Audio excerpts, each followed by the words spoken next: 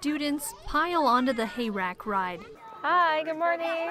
At Kimmel Orchard and Vineyard to learn about where their food comes from.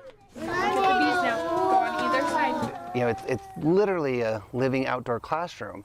A classroom that's lasted 100 years, as old as some of these apple trees, planted by a banker and a school teacher in 1925. Mr. Kimmel, he pivoted and did something different. He was always about innovation and following his passions. As Richard and Laurine Kimmel started growing apples, the Armistice Day freeze nearly wiped out Nebraska City's orchards in 1940.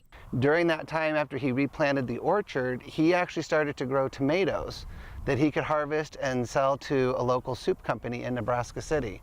During World War II, the Kimmels persisted in the fields alongside prisoners of war. Dan Gittinger's father-in-law, Bill Oberdick, was among them. My father-in-law, who spoke 5 different languages, was able to help interpret with all the other guys, so the other prisoners. So I think it was just a good fit. Back when Bill Oberdick worked in the orchard as a German POW, he developed a friendship with Richard Kimmel. When the war ended, Kimmel sponsored Oberdick and his wife so they could immigrate from Germany to Nebraska City. They continued to manage the orchards here until 1967, when they bought the land from the Kimmel family. My wife was born and raised here in the orchard.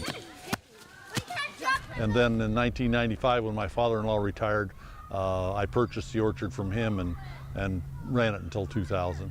Gittinger is still a part of Kimmel Orchard and Vineyard as a tour group driver. It kind of harkens back to when I was here full-time, and you get to meet the people, and that was always the best thing about the orchard. Over time, the owners branched out into grapes, peaches, and other crops in partnership with the University of Nebraska in Lincoln. One of our missions is that historic preservation, because there's not many of these, left. Today, it's all ran by a nonprofit in honor of the founders. Their home here, there's a sunroom on the back that has a perfect view of the orchard, one of the best views of the orchard. What was their life's work has grown to touch so many lives. For Pure Nebraska, I'm Grace McDonald.